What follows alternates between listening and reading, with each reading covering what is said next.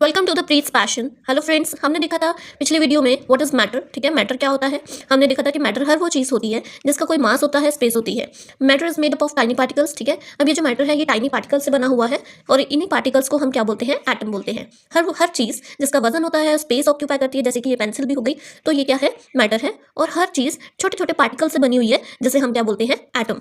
फिर हमने देखा था कि मैटर 3 टाइप्स के थे, सॉलिड, लिक्विड एंड गैस। ठीक है, ये 3 फॉर्म्स में हमें मैटर हमेशा देखने को मिलता है। कुछ चीज़ें होती हैं जो सॉलिड में होती हैं, कुछ चीज़ें लिक्विड में होती हैं, कुछ चीज़ें गैस के फॉर्म में होती हैं। लेकिन हमने एक ऐसा एग्जांपल देखा था जो कि नॉन मैटर है, जैसे हम बोलते हैं शैडो। ना ही ये स्पेस लेती है और ना ही ये इसका कोई वजन होता है, कोई मास होता है।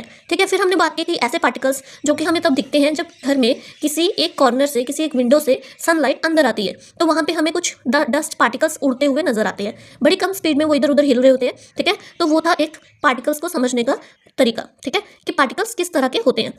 फिर हमने देखा था कि उसी तरीके से एटम्स भी क्या होते हैं, टाइनी पार्टिकल्स होते हैं, लेकिन वो ज़्यादा टाइनी होते हैं, वो ज़्यादा छोटे होते हैं। If you grind a chalk, फिर हमने चॉक की एग्जांपल देखी थी, जिसमें हमने देखा था कि अगर हम चॉक पाउडर बना दे तो वो छोटे छोटे पार्टिकल्स में कन्वर्ट हो जाता है। उसके बहुत ही छोटे छोटे पार्टिकल्स, बहुत सारे पार्टिकल्स हो जाएंगे।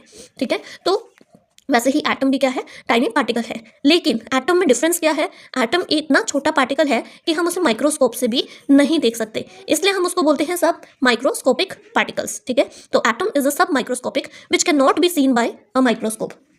Next, in a atom particles have different charges. ठीक है, अब एटम में बहुत सारे पार्टिकल्स होते हैं, बहुत सारे पार्टिकल्स होते हैं। कुछ होते हैं जिनके पास पॉजिटिव चार्ज होता है, कुछ होते हैं जिनके पास नेगेटिव चार्ज होता है, और कुछ ऐसे पार्टिकल्स थे जिनके पास कोई भी चार्ज नहीं था। तो वो पार्टिकल्स जिनके पास पॉजिटिव चार्ज था, हम उन्हें बोल रहे थे प्रोटॉन्स। और कुछ ऐसे पार्टिकल्स जिनके पास नेगेटिव चार्ज था, हम उन्हें बोल रहे थे इलेक्ट्रॉन्स। और कुछ ऐसे पार्टिकल्स जिनके पास ना ही पॉजिटिव था और ना ही नेगेटिव था, वो बीच में थे, उनको हमने क्या बोला, न्यूट्रॉन्स। क्योंकि वो न्यूट्रल थे, वो बीच में थे, इसलिए हमने उनको क्या बोला, न्यूट्रॉन्स। अब हम देखेंगे कि ये जो एटम है, इसका स्ट्रक्चर कैसा होता है, और ये जो अलग अलग चार्ज वाले पार्टिकल्स होते हैं, ये कहाँ कहाँ होते हैं। ठीक है, ये कहाँ कहाँ होते हैं एटम के अंदर।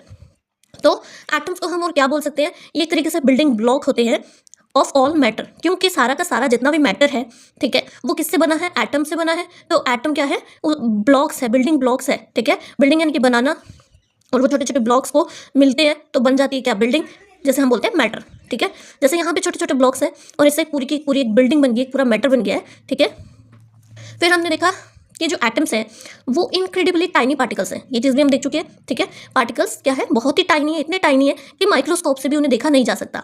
अब ये जो हमने देखे थे पॉजिटिव चार्ज प्रोटॉन्स, ठीक है, ये प्रोटॉन्स वो पार्टिकल्स होते हैं जिनके पास पॉजिटिव चार्ज होता है। ठीक है, और न्यूट्रॉन्स जिनके पास कुछ भी नहीं होता, ना पॉजिटिव और ना नेगेटिव, ये बीच में होते हैं। ये दोनों पार्टिकल्स एटम की कौन सी जगह में होते हैं, ये होते हैं सेंटर में। कहाँ होते हैं, बिल्कुल सेंटर में ये जमा हुए होते हैं, इकट्ठे हुए होते हैं, दोनों मिलके एक साथ। ठीक है, अभी जो पॉजिटिव चार्ज प्रोटॉन है और ये जो न्यूट्रॉन है, ये बिल्कुल सेंटर में जमा हुए होते हैं, इकट्ठा हुए होते हैं। तो ये जो सेंटर पार्ट है, जो कि जिसमें बहुत सारे पार्टिकल्स हैं, कुछ प्रोटॉन्स और न्यूट्रॉन्स, इसे हम बोलते हैं न्यूक्लियस। क्या बोलते हैं, न्यूक्लियस। ये जो सेंटर पार्ट है जहाँ पे न्यूट्रॉन्स और प्रोटॉन्स दोनों इकट्ठा हुए हुए हैं, एक साथ जुड़े हुए हैं, इस पार्ट को हम बोलते हैं न्यूक्लियस। ठीक है, ये बहुत ही ज़्यादा डेंस होता है। डेंस यानी कि यहाँ पे घनापन ज़्यादा होता है, पार्टिकल्स बहुत ज़्यादा एक साथ इकट्ठा हुए होते हैं। ठीक है, और ये सेंट्रल पार्ट होता है, बिल्कुल सेंटर में होता है एटम के। उसके बाद इस सेंटर में क्या होता है, सिर्फ न्यूट्रॉन्स और पॉजिटिव चार्ज वाले प्रोटॉन होते हैं। अब हमने फिर नेक्स्ट देखा था कि इलेक्ट्रॉन्स भी ऐसे पार्टिकल होते हैं जिनके पास नेगेटिव चार्ज होता है, लेकिन ये एटम में होते कहाँ हैं, बिल्कुल बाहर। ठीक है, न्यूक्लियस के बिल्कुल बाहर वाली साइड ये ऑर्बिट करते हैं, यानी कि घूमते रहते हैं, ये ले। ठीक है, ये जो नेगेटिव चार्ज इलेक्ट्रॉन्स हैं, ये जो न्यूक्लियस है, सेंट्रल पार्ट ऑफ एटम, इसके इर्द गिर्द, इसके अराउंड ऑर्बिट करते हैं। ठीक है, और ये जो जिस पाथ में, ये जो पाथ है, ये जो रास्ता बना हुआ है, ये 1, ये 2 और ये 3, ठीक है, ये जो जिस पाथ में ये ऑर्बिट करते हैं, इसे हम बोलते हैं शेल्स। ठीक है, ये 1, ये 2, ये 3, तो इन्हें हम बोलते हैं शेल, या फिर हम इन्हें बोलते हैं एनर्जी लेवल्स। क्या बोलते हैं, energy levels. Electrons negatively charge particles that orbit the nucleus. ठीक है, तो ये सेंट्रल पार्ट न्यूक्लियस है, इसके बिल्कुल अराउंड, ठीक है, नेगेटिव चार्ज वाले पार्टिकल्स ऑर्बिट कर रहे हैं। ये नेगेटिव चार्ज मैं बना रही हूँ। ठीक है, तो ये जो नेगेटिव चार्ज पार्टिकल्स हैं, ये ऑर्बिट कर रहे हैं। ठीक है, तो ये किस में ऑर्बिट कर रहे हैं, किस चीज़ में घूम रहे हैं, इसे हम बोलते हैं शेल या फिर एनर्जी लेवल। अब ऐसा क्यों होता है कि जो नेगेटिव चार्ज वाले इलेक्ट्रॉन्स हैं वो न्यूक्लियस के अराउंड घूमते हैं, ऐसा क्यों होता है, अट्रैक्शन की वजह से। ठीक है। अट्रैक्शन यानी कि खिंचाव की वजह से एक फोर्स लगती है। The positive charge of nucleus, अब न्यूक्लियस में क्या है, पॉजिटिव चार्ज है क्योंकि वहाँ पे प्रोटॉन्स हैं और न्यूट्रॉन्स हैं, फिर प्रोटॉन्स हैं, न्यूट्रॉन्स हैं, प्रोटॉन्स हैं, न्यूट्रॉन्स हैं, बहुत सारे न्यूक्लियस में, ठीक है। और सराउंडिंग में क्या है, नेगेटिव चार्ज वाले पार्टिकल्स भी हैं। तो ये क्या करते हैं, हमेशा क्या होता है, जो ऑपोजिट चार्ज होते हैं वो अपने आप को एक दूसरे की तरफ खींचते हैं। जैसे पॉजिटिव किसको खींचेगा, नेगेटिव को खींचेगा, ठीक है, और नेगेटिव किसको खींचेगा, पॉजिटिव को खींचेगा। तो इसी वजह से, इस अट्रैक्शन की वजह से ये जो इन्वायरमेंट में, सराउंडिंग में जितने भी नेगेटिव पार्टिकल्स होते हैं ये आ जाते हैं इधर पास में और यहाँ घूमने लग जाते हैं इस अट्रैक्शन की, फोर्स ऑफ अट्रैक्शन की वजह से, ठीक है। तो ये फोर्स होती है अट्रैक्शन की, तो ये न्यूक्लियस के अराउंड ऑर्बिट करने लग जाते हैं। The positive charge of the nucleus attracts the negative electrons, ये नेगेटिव इलेक्ट्रॉन को क्या करता है, अट्रैक्ट करता है, जिसकी वजह से होल्डिंग एटम टुगेदर, तो एटम को टुगेदर होल्ड करके रखता है, पूरे एटम को बना के रखता है।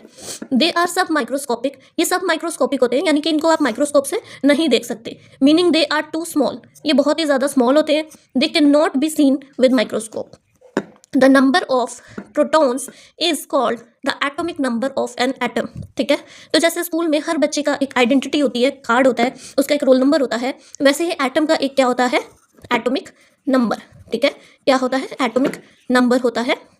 और वो एटॉमिक नंबर किस बेस पे होता है कि उसके न्यूक्लियस में कितने प्रोटॉन हैं, ठीक है। मान लो इसके न्यूक्लियस में 4 प्रोटॉन हैं तो इसका एटॉमिक नंबर भी 4 हो जाएगा। वैसे ही जितने न्यूक्लियस में प्रोटॉन होंगे उसका एटॉमिक नंबर भी उतना ही होगा, उस एटम का एटॉमिक नंबर क्या होगा, उतना ही होगा। अगर न्यूक्लियस में 11 प्रोटॉन्स हैं, ठीक है, कितने हैं, 11 प्रोटॉन्स हैं, तो उस एटम का एटॉमिक नंबर क्या हो जाएगा, वो भी 11 हो जाएगा। क्या हो जाएगा, 11 हो जाएगा।